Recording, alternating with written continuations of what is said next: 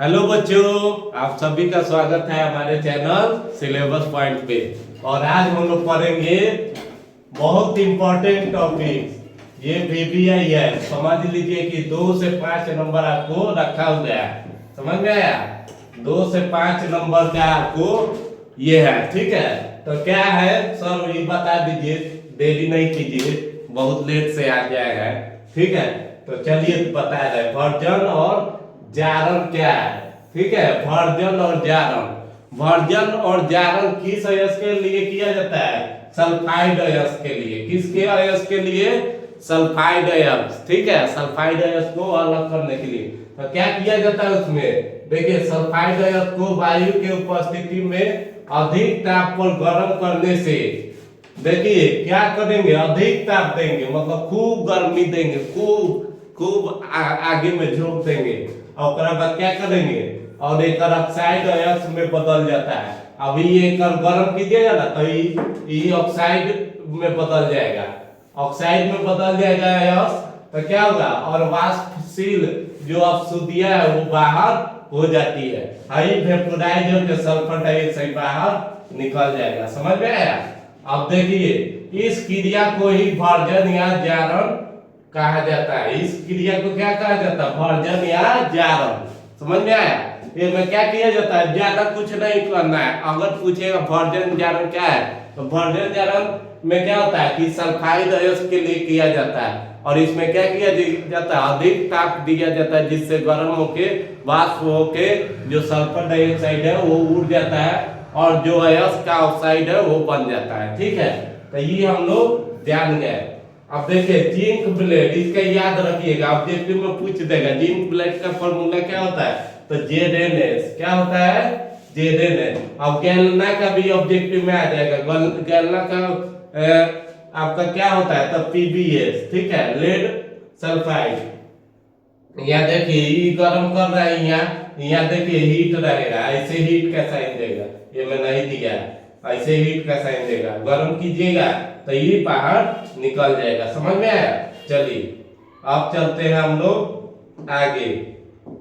आगे निस्तापन देखते हैं। निस्तापन भी बहुत इंपॉर्टेंट टॉपिक है, ठीक है। निस्तापन किसके लिए किया जाता है? कार्बोनेट अयस्क के लिए।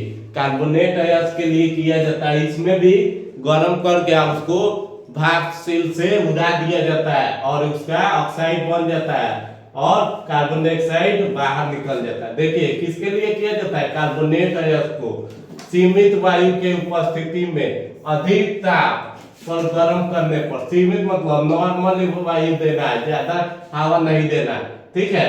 ये ऑक्साइड अयस्क की प्राप्ति होती है। क्या हो जाता है? ऑक्साइड अयस्क का प्राप्ति हो जाएगा, और इसमें क्या अशुद्धियां कैसे निकलेगी? वाष्प के रूप में। कैसे निकलेगी? वाष्प के रूप में, ठीक है, बाहर हो जाती है। जैसे जिंक सल्फाइड है, ये जिंक सल्फाइड नहीं, जिंक कार्बोनेट है, ठीक है, ये गलत है, ठीक है। जिंक कार्बोनेट, जिंक कार्बोनेट, ठीक है। चलिए, जिंक कार्बोनेट को गर्म किए तो क्या बना? जिंक ऑक्साइड और कार्बन डाइऑक्साइड। देखिए, दिख रहा होगा आपको। अब देखिए, कैल्शियम कार्बोनेट को गर्म किए तो ये संगमरमर को जैसा होता है, इसका संगमरमर का भी पूछ लेगा ना, संगमरमर, ठीक है। तो इसका फॉर्मूला क्या होता है? तो CaCO3, कैल्शियम कार्बोनेट, तो यही होगा। समझ में आया?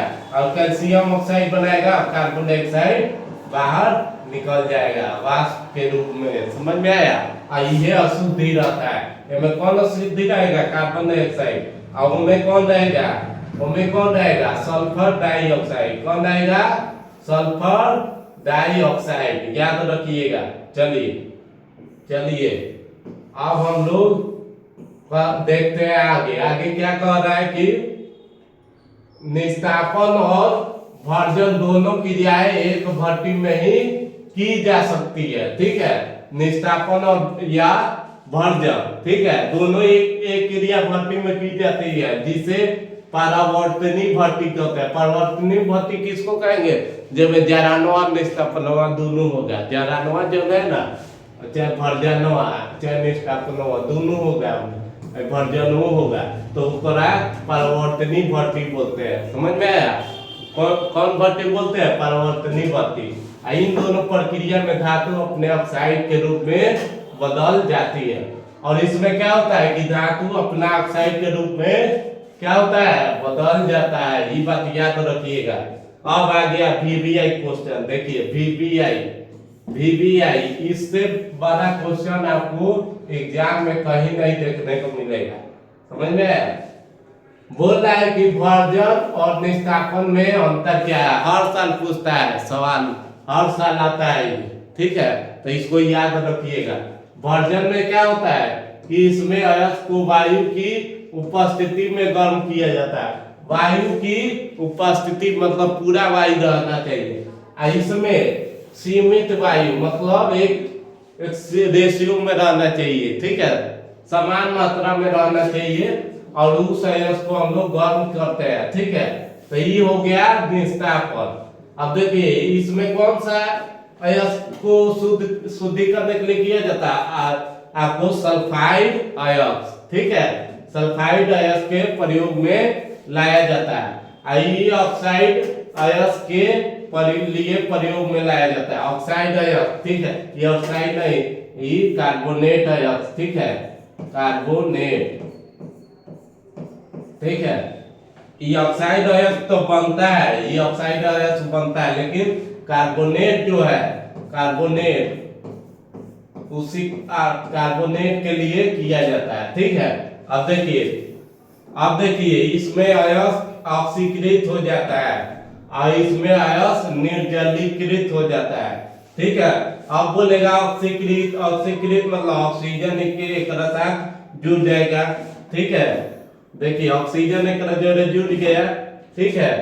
देख रहे हैं यहाँ में क्या होगा कि यहाँ ये बाहर निकल जाएगा, ठीक है? क्या कर रहा है? निर्जलीकृत मतलब बिना जल के रहेगा, ठीक है? बिना जल के, ठीक है? ये होगा कार्बन डाइऑक्साइड बना लेगा। तो उम्मीद है आपको यहाँ तक आपको समझ में आ गई होगी जारक निष्कापन क्या है, इसके बारे में आपने जान लिया होगा, ठीक है दोस्तों? इसके बाद मिलेंगे नेक्स्ट वीडियो में। तब तक के लिए जय हिंद, जय भारत और बी पॉजिटिव रहिए, मन लगा के पढ़ाई कीजिए। चलिए धन्यवाद।